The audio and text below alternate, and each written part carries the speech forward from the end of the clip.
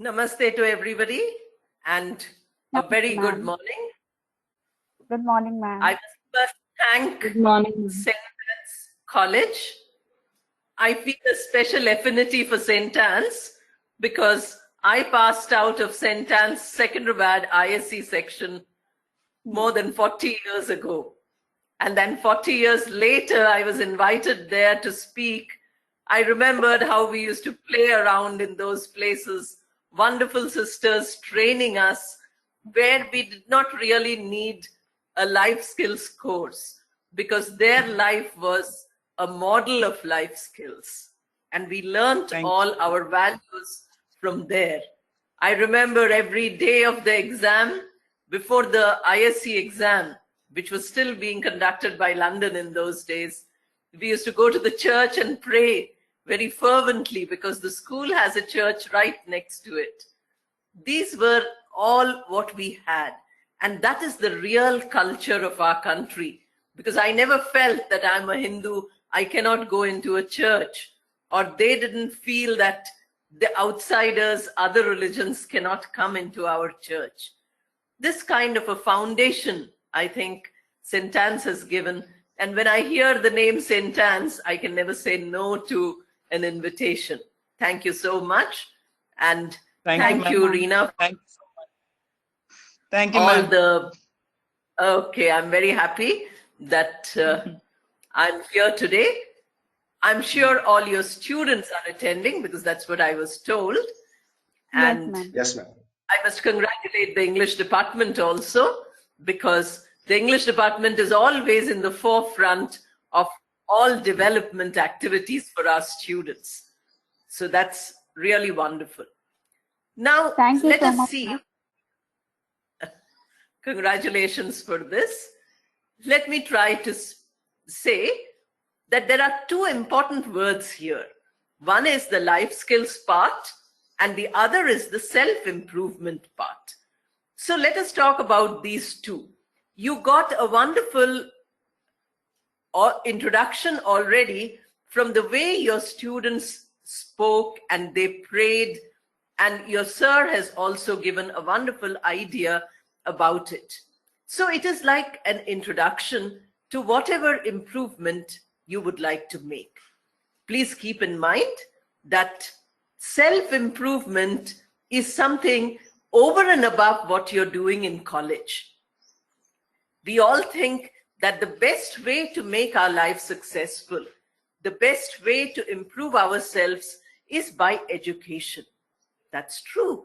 Education is wonderful, and we all need education. But we have to supplement that education.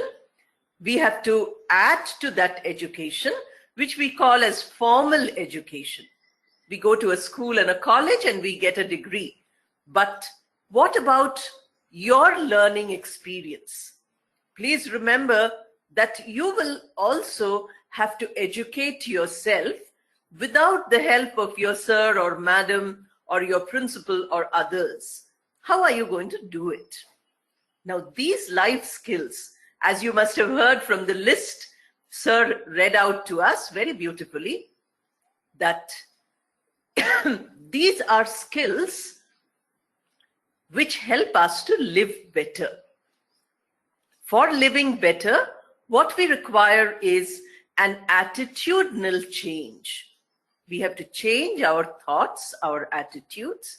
We have to also bring about a change in our behavior.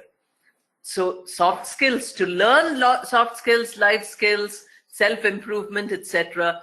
Try to judge your attitudes and your behavior, your thoughts, your words, and your actions. If you can do this, you will find that you are improving on your own. You don't really need anything else to improve or anyone else to come and talk to you. Your improvement is in your own hands. Can you imagine the kind of power you get? You say that I am the maker of my destiny. I am the maker of my future progress. These ideas, a very young speaker, Swami Vivekananda, gave when he was in the West. He went all over the world and he spoke about these things. But he was also a young person, you know, he was not even, he was in his 30s, 20s and 30s. Now, what happens here is that a person can take up the responsibility if they want, or they can just, you know, relax and not take up any responsibility. They say that only this BA degree or, you know, BCom degree is just fine. We don't really need anything more. But that is not your attitude. Your attitude should be that I must do my best. I must find out my strengths, and then only God will help me. God will not help me just like that. I need to come and see that I'm meeting God halfway. I'm sure since you are in St. Anne's, you heard that story about the two pairs of footsteps and then suddenly the one pair, when the Lord Jesus Christ says, I'm carrying you on my shoulders. So we have to walk a little to be carried on the shoulders. So first define success and then try to reach success. One of the tools of success is your education, is your formal degree. But a huge area is another key, and that is life skills. When you have these two keys, you can unlock that treasure. I'm sure in movies you have seen how you need many keys to unlock a safe. So if you have a safe full of treasure, you know, it is a God-given supercomputer inside your mind. Please remember that you will get the benefit of this only when you make an effort.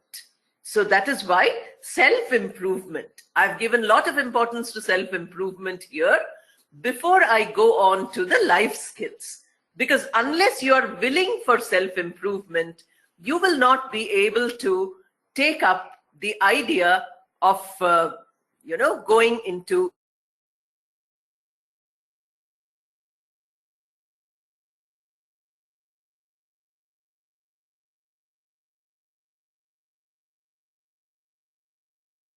I'm sorry, there was some problem with the voice, I think. May I continue? Yes, ma'am. Okay, is it audible? Yes, you're Yes, audible. ma'am. Yes, ma'am. Okay, thank you. I'll continue. So now let us come to the life skills. When you talk about life skills, Sir has mentioned a wonderful list, which I might not be able to do completely, but I will try to do as much as possible.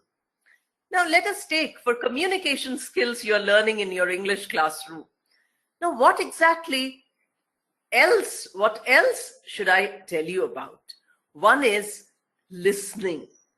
When you listen, be an active listener, because all of us listen, all of us understand. We know the language, we can easily follow what is happening. But please remember that unless you make an effort to become an active listener, you are no listener at all. A time was there when I would have met all of you face to face and spoken to you. But today, I'm speaking to my camera, and all of you, I'm assuming, are listening. So who can listen?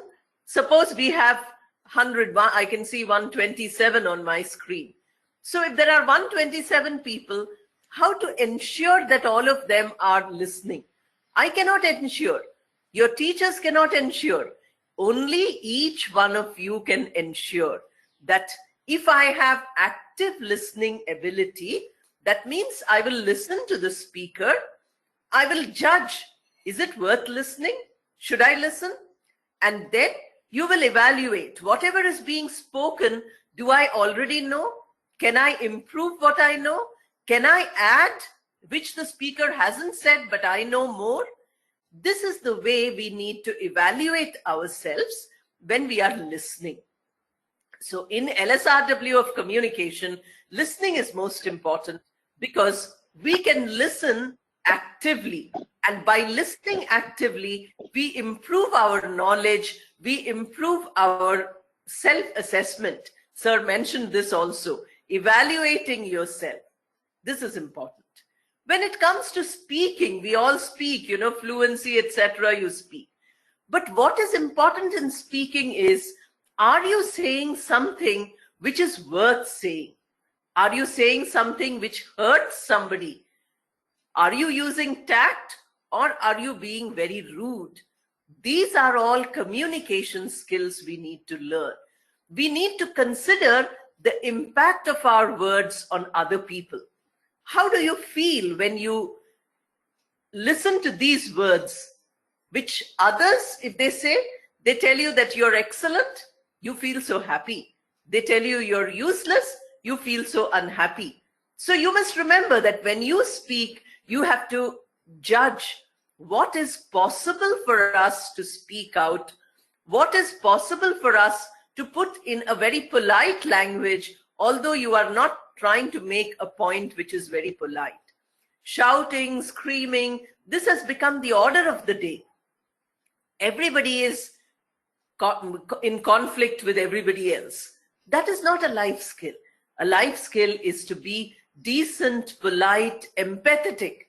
Remember, your sir has mentioned the word empathy. This is to feel for the others. So when you listen from now on, or when you speak from now on, keep these 2 points in mind. Once you keep these 2 points in mind, you will be able to become a much better communicator from the life skills point of view. Not necessarily only excellent English or ability to deliver a lecture, but also an ability to empathize with people, an ability to listen and appreciate, not make up your mind from a biased point of view. Similarly, reading and writing also. Don't preconceive anything before reading. Oh, this subject is very tough. Oh, this WhatsApp message is absolutely the gospel truth. Don't be like that. That shows an imbalance in your character. So measure everything. Remember, sir mentioned critical thinking.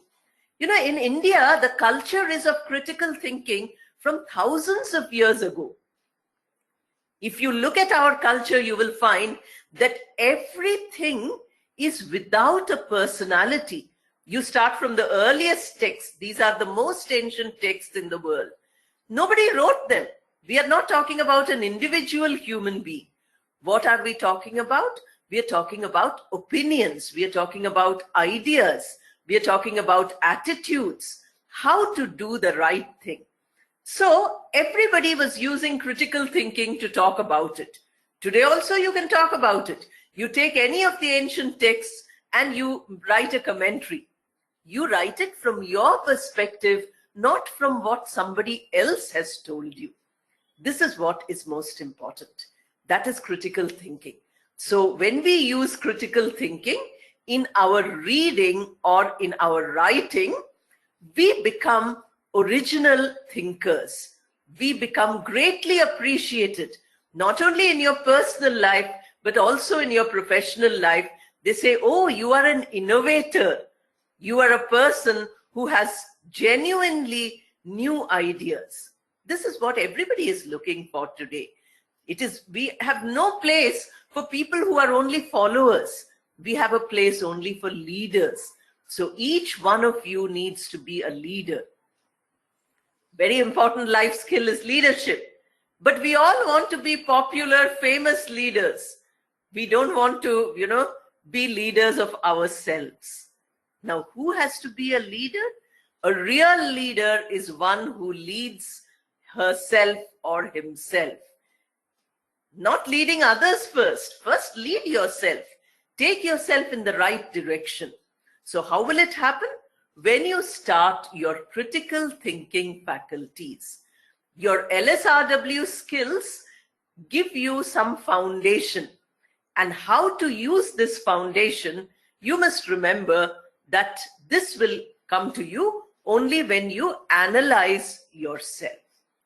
So to become a leader, I have spoken to you about communication. That is one skill. I can speak to you for hours and hours, but no self-improvement will come until you do it yourself. Please remember, that you have to do it yourself. No use listening to me, because if I tell you, maybe I will practice and my life skills will become better. But will yours become by listening? Not unless you implement, not unless you put them into practice. This is what is important. So communication, when you communicate, we do it all our lives. Every hour of each day we are communicating. Either we are listening or speaking or reading or writing, any of this, whether you're watching television or you are, writing a message on Facebook, everything is communication. And therefore, social media has changed our communication also. Bring the values into these things. You will find that you are becoming better and better. Then I spoke to you about critical thinking. Critical thinking would mean originality. I have one whole lecture on critical thinking. Maybe I will pass it on to Reena and she can give it to all of you. We have no time to spend on that. So what you can understand from this is that we have to think originally. That is critical thinking. If somebody tells you something, please evaluate, is it the right thing? Don't believe anything blindly. There is so much propaganda on social media. Everybody believes. If you use critical thinking, you will be able to believe what is necessary and discard what is not necessary. Don't keep forwarding them, because those are only fake news, false propaganda. Then I came to leadership, the third of the skills which I can speak to you. And that is to conquer a context. That is leadership. That any context which comes to your life, any situation, any experience, any difficulty. Remember, sir mentioned problem solving. So if a problem comes to your life, who is a leader? A leader who can gain victory over the problem. We have a saying in English, failures are the stepping stones to success. That means if you have a failure, step on that. If you keep crossing failure one after another, then you reach success. You look at the failure and you avoid it by saying, oh my God, failure, I want to run away from it. Then you are not going to reach success. Success is on the other side. In the way there are so many failures, you have to keep stepping on them and reach that. That is leadership. Leadership is the ability to handle failure. Just yesterday's news feed, I was reading, one young girl who wanted to become an IAS officer was studying in Lady Shri Ram College from our own Telangana, Shadnagar. Suddenly she committed suicide. She was a brilliant student. She said, no, because colleges are closed, I have no money, I'm giving up, I'm sorry, I'm taking my life. That is irresponsible. That is one context where you have failed to be a leader. What should she have done? Her parents are very poor. She could have gone out, searched for something. She's an educated girl. She could have taken some people who could pay her and, given some tuition. Okay, she cannot go back to Delhi. She cannot go to a college, but we can wait. The pandemic is not going to be there forever. It is going to come down, and then life will come back to what we knew. So the moment we give up hope, we are not leaders. A leader is a person who has to have all the excellences, but first try those excellences for yourself. Please don't try it by saying, okay, others should follow what I say. If the world had excellent leaders who were leaders of themselves, we would not have such global crises. Every day we have some global issue or the other, some issue in the national level, in the state level, in our family level. The reason is because we are forgetting to conquer each context. When a problem comes, we just give it up. So skill number 4, I don't have a PowerPoint, so I'm repeating myself. I hope remember that the PowerPoint takes away your power and my point. You have great power, you have excellent memories, and you have the capability of understanding and retaining much better than I have. So why should I spoon feed you by giving you a slide which you will copy and keep in your laptop or on your smartphone and never look at it again? I don't want it. I want it to go into the supercomputer. Supercomputer is here. God has given free of cost. You didn't have to pay thousands of rupees to buy it. It is always with you, and it has endless space. No limitation of GB. How many GB has your brain? We don't know. It has endless GB. So please make use of this brilliance which is there inside you. Each one of you is very brilliant, and this you will get to know only when you do this kind of evaluation. So since I mentioned problem solving, let me spend a minute or two on problem solving. Two skills which we studied together are problem solving and decision making. Problem solving and decision making go together because usually to solve a problem, you have to be very decisive. You have to make up your mind. Unless you know how to make up your mind, you really cannot solve a problem. So how would you do it? First, look at the problem from all sides. Usually, all of us look at the problem subjectively. Subjective means what? From our own side. We don't look at the problem from the other person's side. You say, oh, I have so many problems. My parents are a problem. My teachers are a problem. My course is a problem. My education is a problem. My poverty is a problem. We are looking at it from our own point of view. Look at it from the point of view of the others.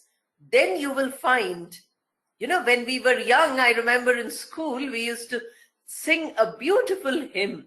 I'm sure many of you know. Count your blessings, name them one by one. And it will surprise you what the God has done. The Lord has done everything. We are not counting those blessings. What we are counting? We are only counting the problems.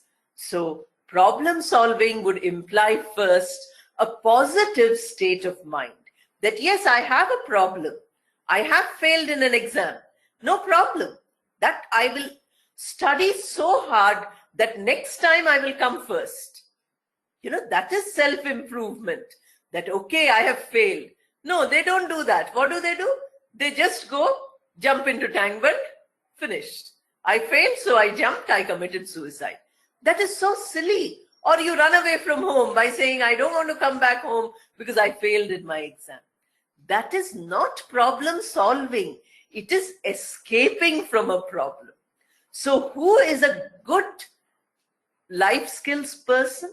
Skilled in these, a person who faces a problem squarely, looks at the problem from all sides, and then makes up their mind.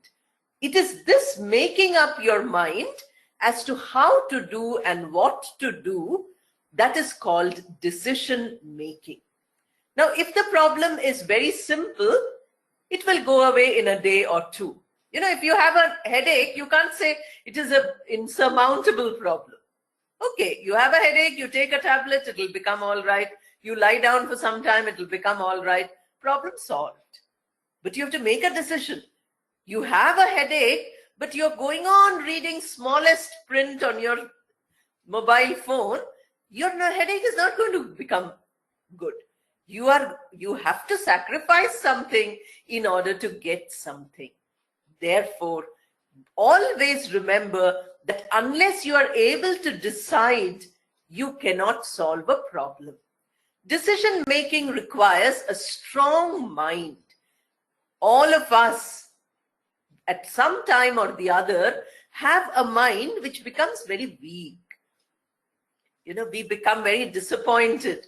We become very depressed. These are all natural. That is the nature of the human mind. But who is a successful decision maker?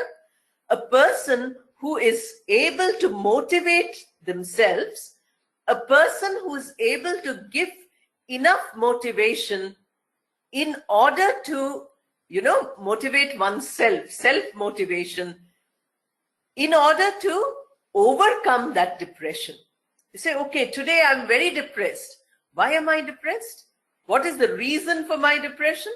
The reason is quite clear. This is the reason for my depression. I have no reason. I'm just feeling depressed. Okay, no problem. In the pandemic, we are hearing that many, many people are depressed.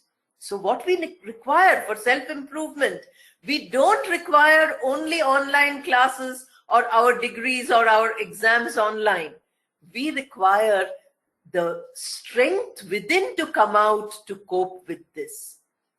Recently, I heard that somebody who has, wonderful life, wonderful family, everything. After the pandemic came, they have only fights at home. They've only, hitting each other, breaking things and so on. Imagine, what are you doing? You are failing to solve the problem. There is no solution to the pandemic in, today is 10th November. In 10th November, we have no solution.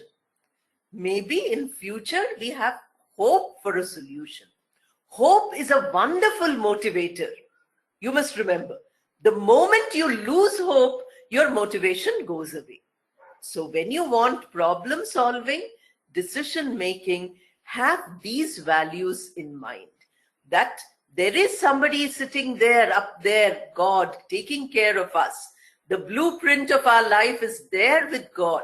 But we have been given energy, physical energy, mental energy, spiritual energy. Make use of that energy. Don't keep it like money in the bank. These days you don't get much interest in the bank also. What interest will you get with your energy in the bank? Nothing. The more you use your energy, the more it multiplies. The more you use your good thoughts and good actions, good words, the more it makes you stronger. Now, suppose you come to self-analysis or self-evaluation, because for self-improvement, this is very important. I will spend a little time on this.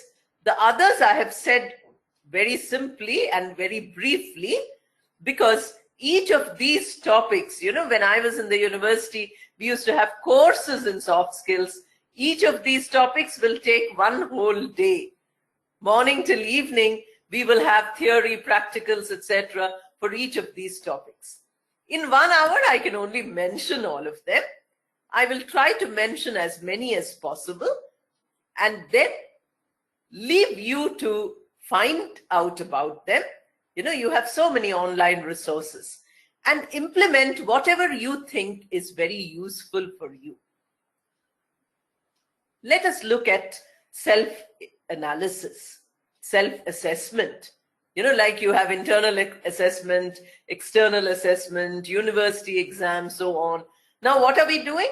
We are becoming our own teachers and we are becoming our own students. So the student and the teacher are the same person. You don't have an external teacher anymore. You are evaluating yourself. Every day, at least for 5 minutes, you need to do this.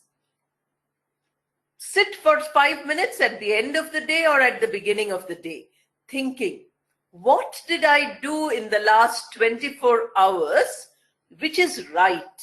I did something excellent. Let me make a note of it.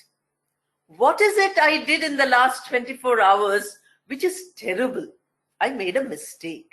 So make a note of that. What chances did I have to make myself better? Did I have any chance to make myself better than what I was 24 hours before? 1 day, 2 days, 1 month before? What was I at that time and what am I today? Have I improved even little? Did I have any difficulties in this process? When I was going for improvement, did I have any difficulties? In self-assessment, this is called SWAT analysis. All of you know today, SWAT, strength. Measure your capabilities. What are you good at? Try to enhance them. First you measure, okay, I'm very good at this. So can I make myself better tomorrow? Next year, better than that? Some more time, better and better and better? So we are enforcing our strength. All of us have some strength. You might not have strength in what you are not able to do well, but if you will find that everybody has some excellent qualities in them. So multiply them, evaluate them, put them together. Then you have some weakness. All of us have. You know, I cannot say that I've become so old, I have no weakness at all, I'm perfect. No, we are all in the process of becoming better. So this process of becoming better would mean that we should know what is our weakness and we should be able to handle this weakness. How are we going to control that weakness? How are we going to minimize that weakness? Doesn't matter if we have weakness. Don't be depressed if you have a weakness. Try to minimize it. Try to make it less. Oh, madam, I lose my temper very often. Don't worry. Aristotle said, righteous anger is very good. When it is correct to be angry, be angry. Don't be angry with the wrong causes, with the wrong people, with the wrong amount of anger. That is not correct. So how will you control? Today you will make a resolution. I have anger inside me. I will not get angry tomorrow. You repeat this to yourself 100 times before the day begins. Then you find at the end of the day, oh, I lost my temper 5 times. But that is very good, because yesterday I lost my temper 20 times. Today I lost my temper 5 times. That means I have got 75% improvement. If you get 75 marks in the exam, I'm sure you'll be happy. So self-improvement comes like that. We want to do it, only then we can do it. We cannot do it unless we want. My telling you, your teachers telling you, your parents telling you is not going to improve. So first measure your strengths and multiply them. Then measure your weaknesses and minimize them. Then find out where every situation is an opportunity. We are saying the pandemic is a great threat, but imagine what opportunity it gave us. It gave us opportunity to explore technology. I didn't know how to give an online lecture till April this year. April I learned. In my old age I could learn. You youngsters are very good at these things. You are able to spend time with yourself, what is called me time. You're able to analyze yourself better. Instead of just doing thankless jobs in this free time, which suddenly COVID has given us, we should do constructive work, creative work. That is what making a threat into an opportunity. Finding opportunities and making threats into opportunities. So the whole SWOT comes together. SWOT analysis. Measure your strength, make it more. Control your weaknesses, identifying them and controlling them, making them less and less powerful. Find an opportunity in everything. Every minute of each day is an opportunity for self-improvement.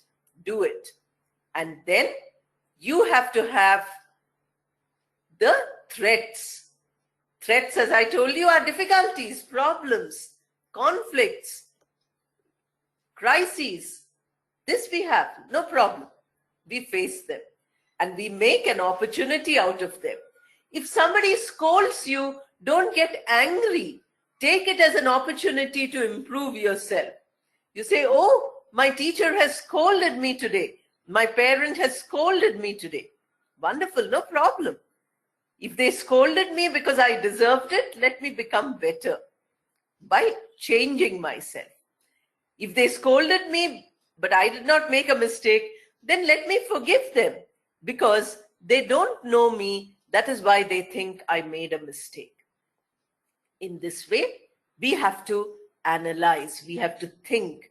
That is why I said attitudes and behavior. Now let us move on to 3 very significant skills which we can study together. I'm sure all of you are able to recall, I started with communication, then I went on to critical thinking, then I spoke about leadership, then I said problem solving and decision making. Now I'm coming to 3 skills: change management, stress management, and time management. I'm taking them together because they are very interrelated. Now, change management, I'm going to tell you first, because 2020 has been a year of huge changes. We changed everything which we knew as normal, and now we are calling it new normal. I'm sure all of you are facing this change. Those of the people who could adjust to this change are living decently, properly, nicely. Those who are not able to do, those who are resisting this change are suffering a lot. You know, they said, wear a mask. People started protesting by saying, we will not wear a mask. That means they resist change. Keep distance from each other. Don't go close to each other. You know, that is why I said namaste. The whole world is saying namaste today. Otherwise, if you go to cold countries, they hug you. Because it's a cold country, human warmth is very important for hugging. But we don't need that now, because hugging implies sharing virus also, not only warmth, but virus. So you can imagine how important it is for us to change with the times. In your life, changes will keep coming. Remember the first day you went to school, you might have cried a lot by saying, I don't want to go to school, I want to stay at home. The same school, when in 10th class you had the farewell party, you cried again by saying, oh, I don't want to leave the school. I love my school. I don't want to go to college. Now you came to college. You might be in, say, first, second, third year. And then, while coming to college, you were so scared. You didn't want change. Now, after finishing the college, you will say, I want to remain in college forever. I don't want to go into life. Every day life brings a change. So managing this change is very important. How does one do it? One is that you have to change your attitude. You know, something is not possible is an attitude which is not good. Something is to be resisted. That is not an attitude which is good. You first measure it. You weigh it. Is this possible change? Is it a good change? Fine. Then we should be willing for it. We should not resist a change which is beneficial, which is useful, and which is good. Suppose it isn't good, then you say, okay, I don't want this change because it is not really helping anybody. We have seen many such things. You know, change might be suggested by your parents, your teachers, your elders, or change might be suggested by you, or change might be suggested by your employers when you're working. All possible changes are there, where you have a choice that, yes, I want to make the change or I don't want. If it is useful, I will.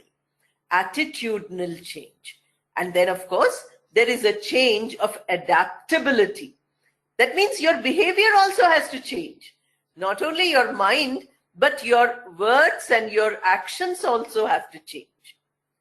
One is when you already have a problem and then you take it.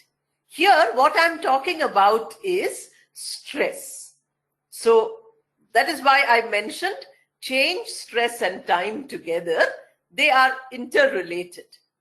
Usually what happens, if we are resisting change, it is a sign of stress. If we are accepting change, that also is a sign of stress. It causes a lot of stress for us. You know, when you come to college first time, you think, oh, everybody will rag me. I don't want to go to college. When you go to work in a company or in an office, you say, oh, what if I make a mistake? People will insult me. So we have a lot of stress. We have a lot of fear when we make a change. Therefore, you know how much the pandemic has made huge stress levels everywhere.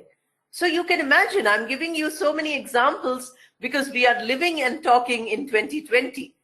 If I had met you in 2019, I wouldn't have given you these examples because I didn't know about the pandemic. You didn't know about the pandemic. Now, when we have to make a change, when the process is difficult and we have stress or something else causes us stress, what we need to do is to identify what is causing us stress. When I was a student, you know, we used to enjoy writing exams. Today, I find students getting stressed out for exams. Now, what has changed in 1 or 2 generations? What is it that has changed? Is it that exams were very simple?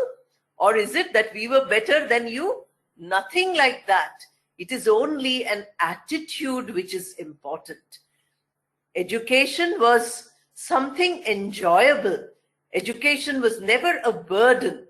And examination was a way of finding out whether we are performing well, whether we are learning anything or not. Today, if I ask a student, how did you do in the exam?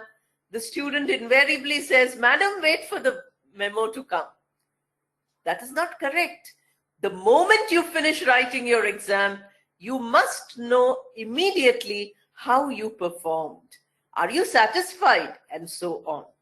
So stress comes to us because of certain situations, certain reasons. We have to find out. These are called stressors. So once you find out what is causing, oh, I have to make a change, you know, from tomorrow I have to get up early in the morning. Till now I used to get up late. So I'm highly stressed out. So change is bringing stress. Then what we do? 3 ways are there. One is to handle the stress. The second is to control the stress. And the third is to prevent the stress. All this happens within. You know, it is all internal. The laboratory which is inside you, not an external laboratory where you carry out the experiment. Handle stress. Already you are stressed out. What will you do? Suppose you are given a chance to speak in your English class. Your throat is very dry. Your lips are shivering. Your hands are shaking. You are nervous. You're stressed out. Take a glass of water and drink that. Handling stress. You know, by drinking a little water, your throat has become clear. You have gained confidence. Otherwise, hold the table tightly. Holding the table gives you self-confidence. You start speaking. Therefore, that is the first step, handle. Then control. Control would mean you anticipate from before.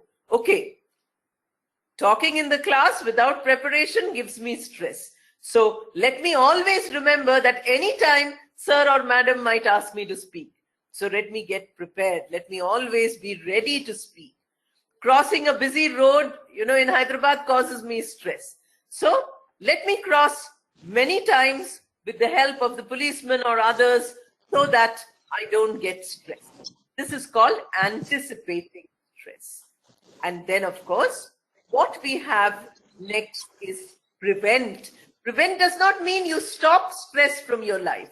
Stress still comes to your life. But what happens is that instead of giving into that, your mind is strong.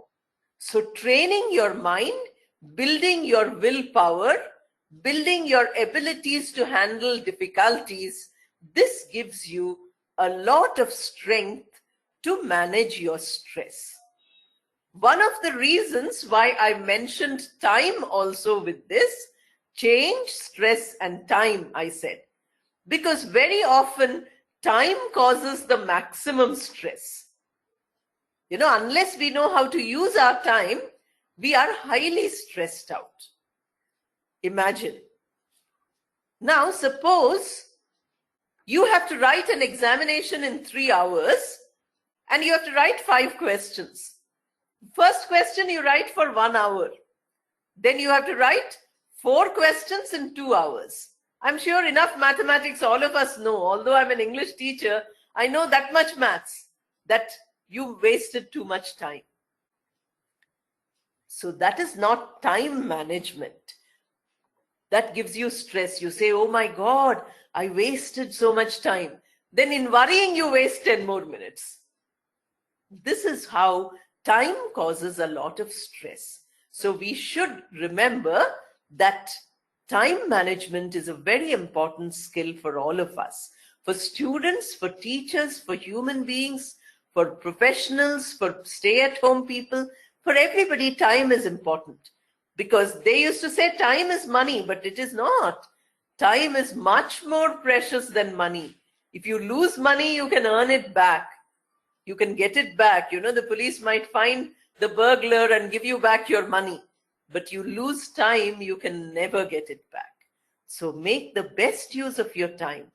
If you are using your time properly in this, long period when you have not had much activity outside, you would have become genius by now. That is what you would have become. Real self-improvement by becoming the greatest, the most excellent person only by self-effort. That much time you had from March onwards, you've had, this is November, half of November is also getting over. So what we require is we require that motivation. We require that push, that constant push, which should come to us. Now we have many other skills, of course, but I don't know whether I should talk about them or not. You have conflict resolution, you have negotiation, then you have goal setting, and you have planning, then you have emotional intelligence, then you have etiquette, then you have ethics. This list of skills goes on and on. But I thought I would leave about half an hour for questions. I don't know whether all of you have a lot of questions or not. If you have, that will be wonderful. If you don't, then I will go on speaking about these skills which I mentioned. Okay? Let me now, since it is 11:55, let me talk about one more skill. And then exactly at 12, I will stop. I will keep silent till a question is asked. If the students want to put their questions in the chat box, you do it. Then your sir or madam will read it out to me. Otherwise, you can ask yourself by unmuting your mic. Then also if I can hear you, I can certainly answer you. If you have no questions, I will give you 1 minute silence. Then I will start on another skill. Again, I will wait for 1 minute, and then again I will give you, because by asking questions, we improve ourselves. Please remember, all of us from childhood have learned one thing, and that is to sit passively and listen. They say, nod. There's a beautiful play of Shakespeare, The Taming of the Shrew. Please read it if you can. The girl is shown the sun. She says, see the moon, such beautiful moon is shining. The girl says, yes, beautiful moon. We are becoming like that. We have forgotten how to think for ourselves. If the teacher shows the sun and tells you it's the moon, will you believe? You say, no, madam, this is not the moon. It is the sun which is shining. That activity I want from you. So let me talk about emotional intelligence. Since sir had mentioned empathy, very closely associated with emotional intelligence. Earlier, about 50 years back, they used to test only your brain intelligence. They used to say how sharp your brain is, how quick your responses are, how logical your mind is. This kind of a test was very important. It was called as IQ, intelligent quotient. Today we have what is called as EQ, emotional quotient, because all of us have emotions. Human beings have emotions. Animals also have emotions. It is the imbalance of emotions that makes us a terrible human being. We want self-improvement. So to become a good human being, we should have good emotions. We should have balanced emotions. We should have the right amount of emotions. Suppose you take love. You say, oh, love is such a wonderful emotion. But what do you find? I read the other day, 2 people ran away, they couldn't get married, so they committed suicide. So silly. So love, it became a negative emotion. Do you see? Love balanced. We say, I'm giving you 1 kilogram of love. How much love will you give me back? If you give me 800 grams, I'm not going to accept love. Now, is it measurable? You tell me, is it measurable? Is it possible like that? We give love without expecting anything in return. Real love is love which is self-sacrificing. Real love is that which does not expect anything in return. Tomorrow is my birthday. Today is your birthday. So I give you a big gift. Happy birthday, happy birthday. Why do I give it? Not because I love you, but because I want a gift. Tomorrow is my birthday. Do you understand? We are using emotions as though they are coins, bartering. You give 100 rupees, you get something worth 100 rupees. You give 50 rupees, you get worth something 50 rupees. That is not how emotions are. The first thing to do is to measure all the emotions which you have. Make a list of emotions which you usually feel. Today, from morning till evening, I felt many emotions. While listening to me, some of you might be feeling various emotions. Somebody would say, oh, madam is so boring. Emotion. Boring is also emotion. They say, oh, madam is so excellent. Emotion. Now, the excellence and boredom is not in my speech. Please understand that excellent and boredom is in you, in your emotions. We say the heart is the seat of emotion. So look at that emotion. What are the emotions I feel? I feel restless. I feel impatient. Sometimes I feel, great empathy. Sometimes I feel sympathy. Sometimes I feel generous. Sometimes I feel stingy. These feelings you identify. Today, in 1 hour, in 2 hours, in 5 hours, in 24 hours, what emotions I felt. Identify. Then go back to what I told you about self-analysis. Which of these emotions got a positive result? Which of these emotions got a negative result? In certain cultures, they go around saying, Mummy, I love you. Daddy, I love you. Here in your whole life of 20 years, you might never have said that. Your parents might never have hugged you or told you they love you. We don't have a Mother's Day, Father's Day in our culture, but we have adapted it from. That's wonderful. Taking from other cultures is also wonderful, but we should not lose imbalance. One day you respect your mother, for the rest of the 364 days, you treat her as somebody who's your enemy. That kind of a celebration is not good at all. So we have 3 R's of emotional intelligence. Once I finish this, get your questions ready. I will stop for some time. Like we say, literacy, 3 R's. Reading, writing, arithmetic. Similarly, 3 R's of emotional intelligence. Recognize emotions, respect emotions, and regulate emotions. Recognize, I gave you already first exercise. Make a list of emotions. What you feel, what others feel. You will have a long list of emotions. Then respect them. When somebody else is showing an emotion, give respect to that emotion. When you feel an emotion, even if it is a negative emotion, give it some respect. We are usually ashamed of our emotions. That is not very intelligent. And finally, regulate. Regulate means to control. If you look at your fridge or other electronic gadgets, there is something called regulator. It regulates. Like that, God has given regulator. Emotions should be regulated. Not too much imbalance. That means I have no emotion at all. I'm totally indifferent. That is imbalance. I'm too emotional. For any reason, I will show emotion. This happens in conditioning also. We tell our girls, always cry.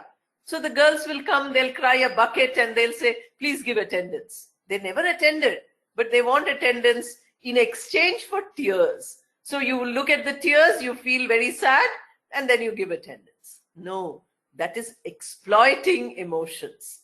The boys are told, never cry, be very strong. So they come and they break the department and they say, give attendance. Again, imbalanced emotion.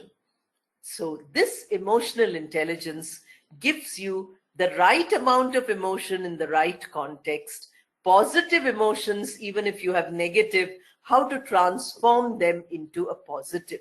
Like that black and white film, you know, they used to take the black and white picture, they would give a negative first. Today we don't have much of that. Then the negative would become totally black face and white hair and so on. Then they would develop it positive. So your negative emotions, develop them, they become positive emotions. Okay? 12:03 now. Time for questions.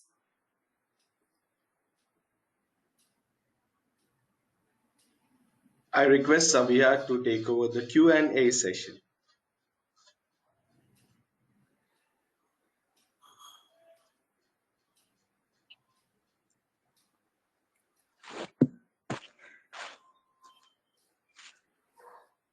Thank you, ma'am, for your words of motivation. You truly are a dynamic person, ma'am, and you definitely have become our inspiration from today. Whatever you have spoken today definitely will be beneficial to each and everybody present over here, ma'am. We thank you for your time.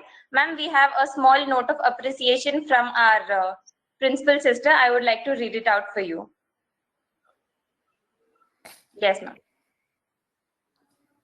This is from our principal, ma'am. Ma'am, Okay. Your talk was informative and inspiring. Thanks for spending your precious time to share your experience with us. I felt you are deeply spiritual. In the way you shared, you delivered the talk, spoke volumes about you. It comes from experience. I was glad that you were a part of St. Anne's years back, but still carry that warmth you carry with you. Your talk gave glimpses of a night spirit. You are a model to all our students and to all of us here at St. Anne's. Thank you so much. Very happy. My thanks to you, sister. My sisters are always our role models. Yes, ma'am. Any questions? Any student wants to ask anything? You have given a nice vote of thanks already, so should I go away? No, ma'am. You have to stay. Let them interact with you. You are the true Annite. Yes, sister, I'll be happy to. Yeah, I was glad that I felt so close to you while you gave the speech, because everything that I think I remember, Sister Margaret Mary, Sister Grace. Yes. Sister Margaret Mary was when I was a student. Yeah, your teachers must be, because I remembered them the way you were giving the lecture. No, I remembered them. Sister Margaret Mary is no more. Sister Grace is there in Secondary Bolaram. Okay, wonderful. And I had, much later in my career, I was also a supervisor for Sister Japmala. So she did her research on. I think she is there in St. Anne's Jesuit or something now. Yes. I will tell her. She will remember you surely. Yes. I remember all of you with great affection. Thank you so much, ma'am, and thank you for accepting our invitation, giving such a lovely and really inspiring and informative talk. I am really grateful to you. That is my St. Anne speaking. It is not me, Sumita Roy speaking. Yeah, I felt St. Anne is speaking. St. Anne's institution is in you. So that is what I felt so great. Yeah. Thank you, sister. Very happy that you also heard it. Yeah. When everything settles, you please do come here to St. Anne's, Mallapur. Yes. I would love to have your company here for some time at least. I would love to come, sister. Certainly, I'll come. Yeah. Thank you, ma'am. Okay. Ma'am, I don't think our students have any questions, but yeah, on behalf of all the students, I have a common question. I think everybody would definitely agree with me. Ma'am, now as we all are students, we definitely have a lot of peer pressure coming. And there are times that, students feel depressed because of that. So if you can just tell all our students how to deal with peer pressure. Like they don't need to copy anybody, or they don't need to be somebody else. The fact here is, why can't they resist their own identity? Why they fail to realize that they are also an individual and they can be much more better than others? Okay, very good question. I'll be happy to share my ideas on this. No question like this can have an answer, but only all our ideas we can share. Now, what we have here is that, peer pressure is not always bad. We must remember that the maximum learning takes place from the peers. We call it as peer learning. So that pressure which is coming to us is a negative pressure where somewhere, some group is generating. I want St. Anne's people to generate a positive peer pressure by using their own motivations, by using their own values, their own education, and their own, all the learning which they have in their life, all the difficulties which they have faced. From here, you generate a positive peer pressure. Now, because of this online thing, I'm suggesting to everybody, that you can make small positive plays. Small, sitting in your own house, 5 or 6 students can take up one issue, which is a very burning issue for youngsters, and write a small drama which they enact. Then the college can put it on the college website or on YouTube or somewhere where millions of people will see it, and they will get, again, they will have peer learning. If youngsters do it, see, if an elderly person tells them, do good, be good, no youngster wants to listen so much. They will certainly listen to their age group. So as a department, as a college, since principal's sister is also here, as a college, you can take up this, that we would like to bring positive peer pressure. Take any of the, since it is St. Anne's, I'm giving this example, I might not give elsewhere. We used to read the parables of Christ when we were in 10th class. Take one parable, bring it to the 2020 context. Don't keep it in parable of Christ 2000 years back. You bring it to the present context, take one parable, write a new play, the moral remains the same, the play becomes contemporary, and then you enact, make students enact it. Make students write, make students enact, and then they learn from it. Tell them how to identify the negative pressures. The pandemic has told us very clearly that personal vanity is of no use. Earlier, especially women, I don't know, men also possibly, would spend a lot of time in shopping malls, etc. and all. Now, for the last 8-10 months, we haven't been out. We have been in. Are we really missing any of these things? When you go, you have to remember that there is something called as need and there is something called as greed. We should live as much as we need. Luxury is good. You have a house, you have a car, you have a good life, that's enough. But when you have 10 rooms in your house, how are you going to live? Are you going to sleep 10 minutes per room every night? Then what sleep will you get? We have become greedy. That is the whole problem. We are all the time trying to get more than what we require. Students have, I don't blame students only, because even elders are saying that, get a lot of marks first, greed. Get a lot of marks, full marks. Everybody in SSC without an exam gets 10 on 10. Imagine. In our days, if we got 60%, it was wonderful. I told you 40 years back, 40 years later, I went to St. Anne's School as the chief guest.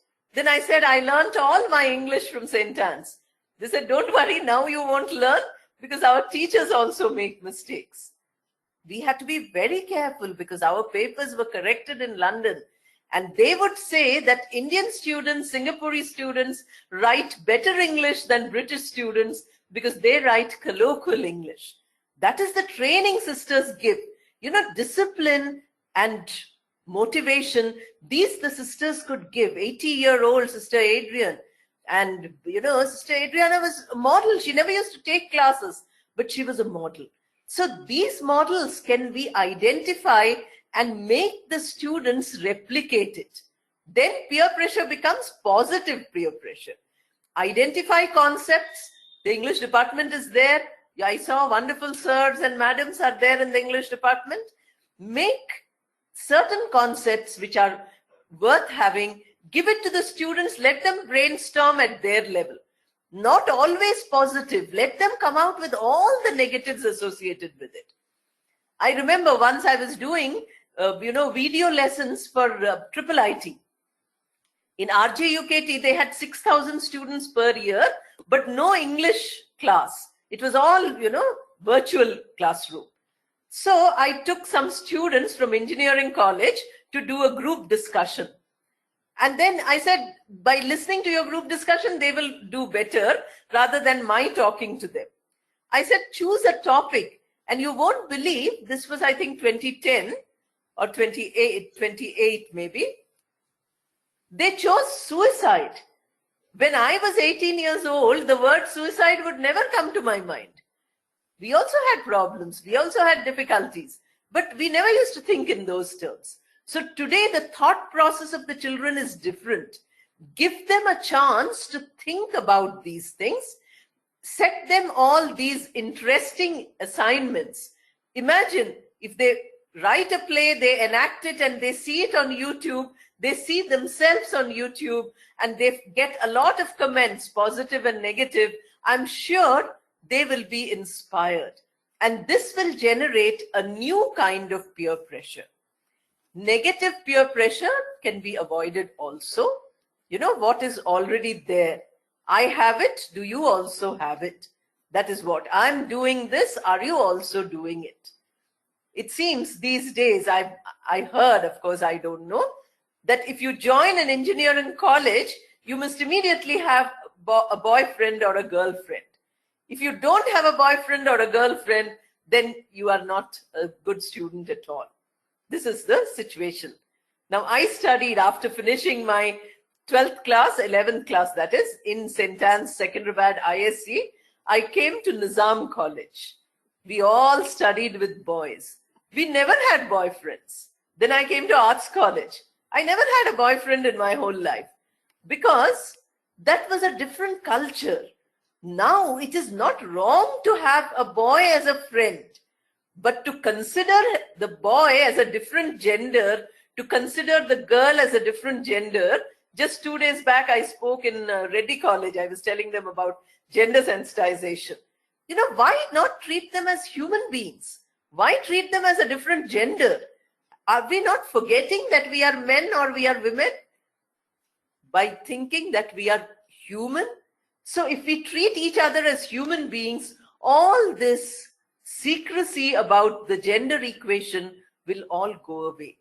And then this kind of a peer pressure will go. So for each of the aspects of peer pressure, every day changing your status, that is a big thing now. Every day taking selfies, so many people fall down and they hurt themselves horribly. These are all things which they have to evaluate. Like we all mentioned, remember critical thinking. So, okay, everybody is doing it. Should I do it? What you said is wonderful about being an individual. That is a very, very relevant point here. We have to be a part of the peer if the peer group is bringing out improvement.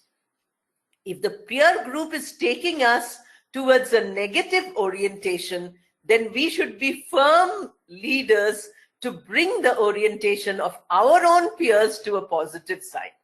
So I'm very happy, Sabiha, you gave this idea about individual effort, because that was the whole thrust of my talk today. not together. We are not changing together, because I did not mention team skills and all those skills, which are also soft skills. Because I'm not talking about the, groups here. I'm telling you that peer pressure can be positive peer pressure also, but to avoid negative peer pressure at the individual level, that is a point you should keep highlighting. And if anybody comes to you with an idea, please give them a chance to talk. Like you had a webinar today with me talking, you don't do that. You give 10 questions and ask for 20 speakers. Give them 5 minutes each and have a similar webinar where they give you their perceptions. I'm giving you a 60-year-old perception. I'm already retired now. So mine is a perception of a 60-year-old. Theirs is a perception of a teenager or a 20-year-old. Give them that opportunity to explore, because by communication, by talking to others, we are evaluating ourselves also. Unless we tell others, today this happened, we keep, confiding in our friends. Roman Catholicism has a wonderful concept, and that is the confession. Remember, that is confession in the olden times is this, psychiatry in the modern times. The same thing. You go to a psychiatrist, you tell your whole life story. That's what it happens. By articulating, we become better. We understand ourselves when we speak it out. We keep it in our mind, we don't understand. We go and tell the priest or we go and tell the psychiatrist, we understand. And we resolve our own issues. We don't really depend on outsiders. So this individual point which you have stressed about the individual is a wonderful point. And that strength comes when you build up the strength of your mind. The mind has great abilities. We are not using those abilities. So if we start using them, I think we will not give in to negative peer pressure. Instead, we will take the initiative to create positive peer pressure.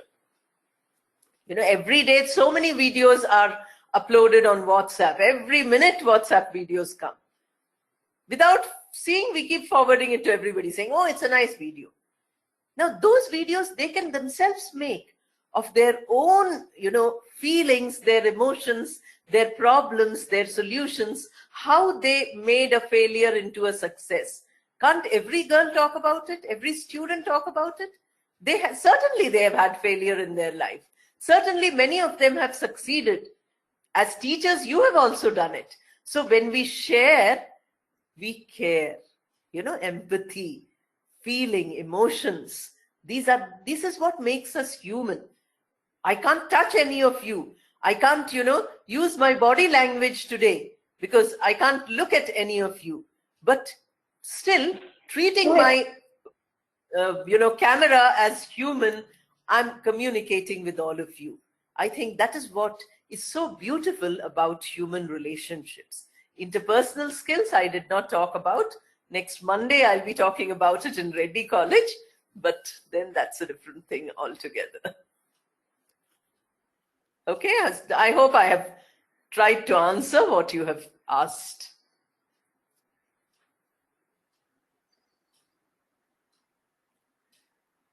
Any other questions?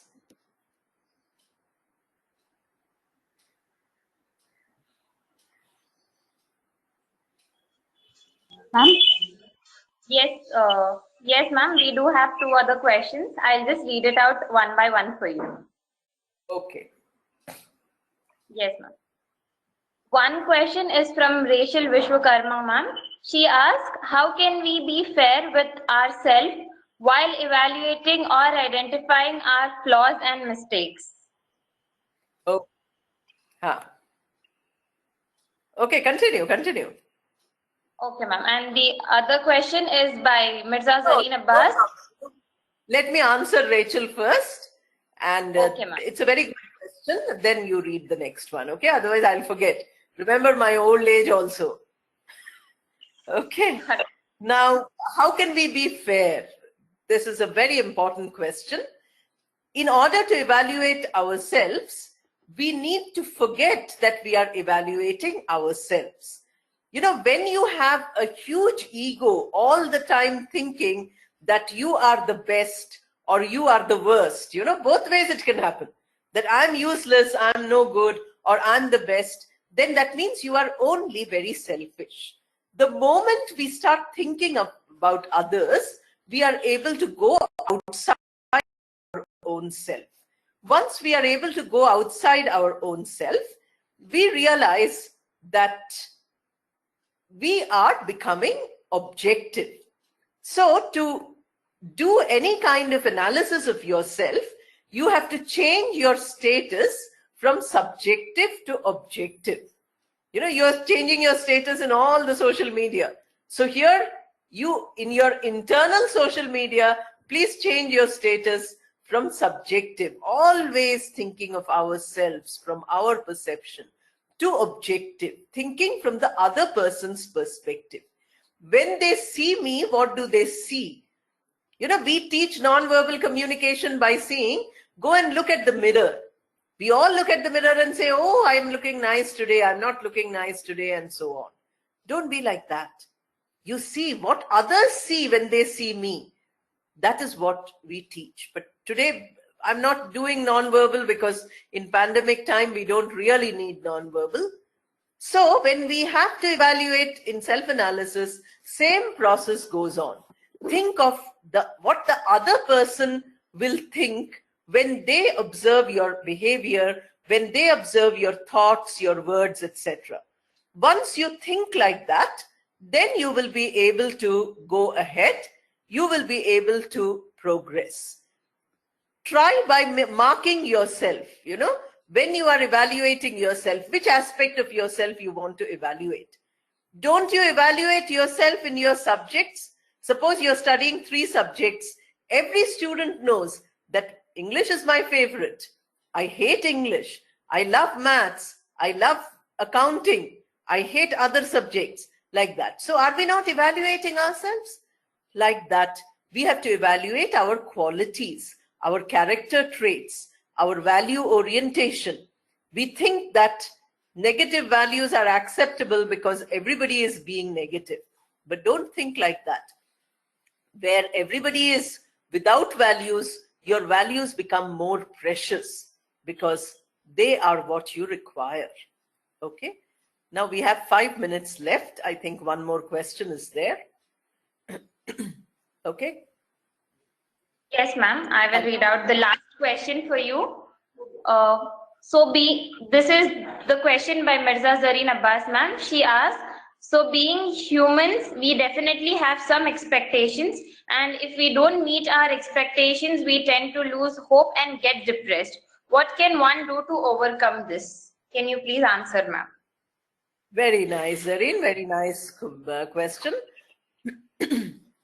Depression, as I told you, is a natural state of mind because you have to first find out whether your expectations are legitimate or not. You know, if without studying a single day of the semester, if you expect the highest marks, that is an expectation which will never be fulfilled. So you're bound to be depressed when the marks come because you never studied. So you don't expect. After studying throughout the semester, suppose you get less marks, then how will you handle it? You say, okay, is there something wrong in the way I studied? Is there something wrong in the way I attempted the exam? Is there something wrong in the manner in which, you know, I have performed? First, let me find out if there is something wrong with me. Then let me not be depressed. Let me correct myself. Is there something wrong with the evaluation process? You know, when I was doing MA, to get 60% was so difficult. Only 1 or 2 of us got in the year I passed out. Today, if we don't give 60%, they come and break our bones also. So in literature, they get 80 marks. And when they go outside for interviews, everybody laughs at them, UPSC and all. They said, Osmania University gives 80 marks. So we are destroying the system by our expectations. These are not legitimate expectations. So first find out, without working hard, if you want to earn money, that is not a legitimate expectation. If you work very hard and still earn very less, that means you have to upgrade yourself. Today in our country, the problem is not unemployment so much as underemployment. Underemployment means people are highly qualified, they are working at a lower job. Therefore, we need to think about these things.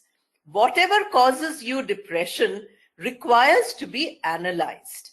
Unless you use your analytical abilities, you are not going to improve yourself. So try to improve yourself by constantly thinking that I will be able to improve myself only by self-effort. All others are there to help you. Your parents, your teachers, your elders, your society, your country, the whole global situation is there to help you. But they are only like the walking stick.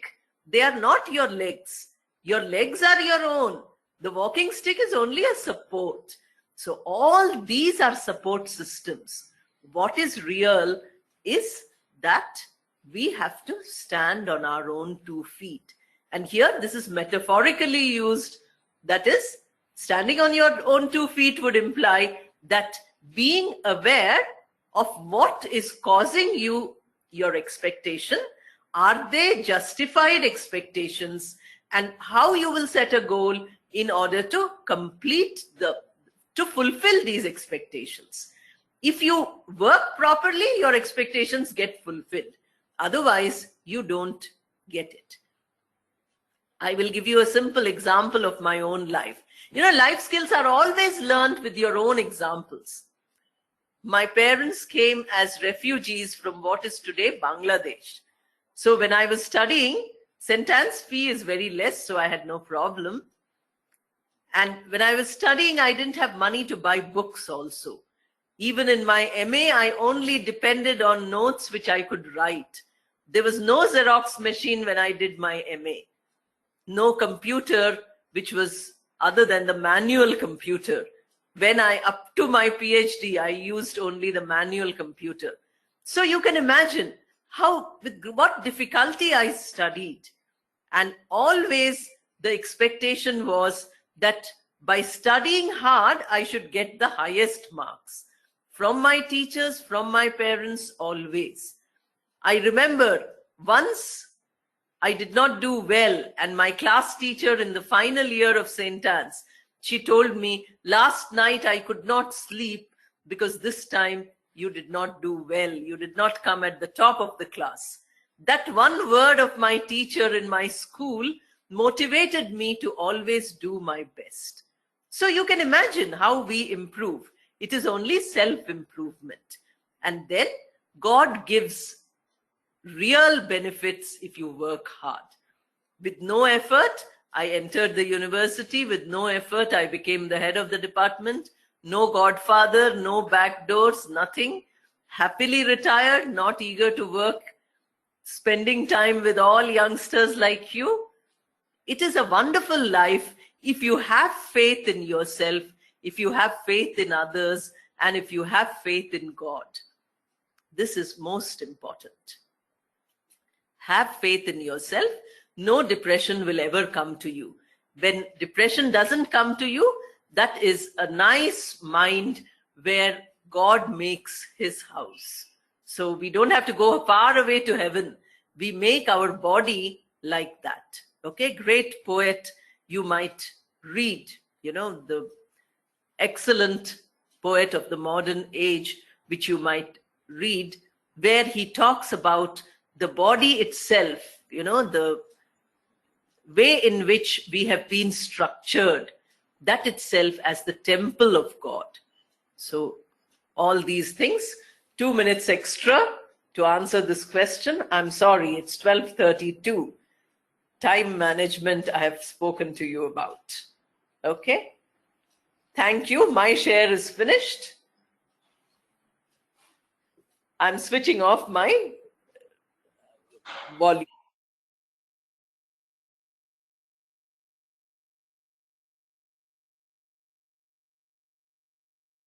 Thank you so much, ma'am. Your words of motivation definitely made a huge impact in all our lives, ma'am. I can surely tell that. And we will definitely try that, we'll impart all these in our life and lead a good life. Now I would like to call upon Vaishnavi to propose the vote of thanks. Thank you once again, ma'am. On behalf of the Department of English, I, G. Vaishnavi, Literary Club Assistant Leader, deems it a great honor and privilege to propose the vote of thanks. I want to give glory to Almighty God for making today's occasion a cherished one. I extend hearty vote of thanks to our resource person, Professor Sumita Roy, who inspired us with the motivational topic Self Skills for Self-Improvement. I thank our correspondent sister Shamala for her support and principal sister Emmy for her vision and commitment for students. My heartfelt thanks to Reena ma'am and John Paul sir, our lecturers, for their involvement, guidance and encouragement in all our efforts.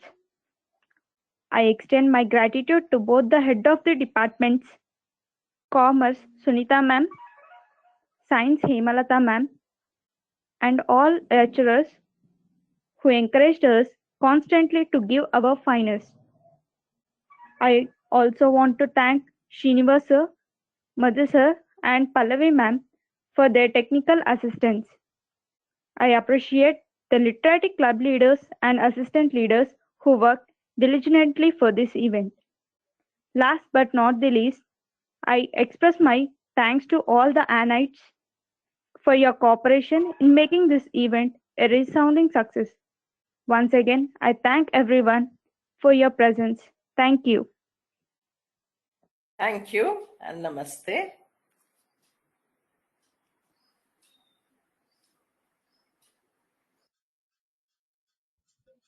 Ma'am, thank you, ma'am.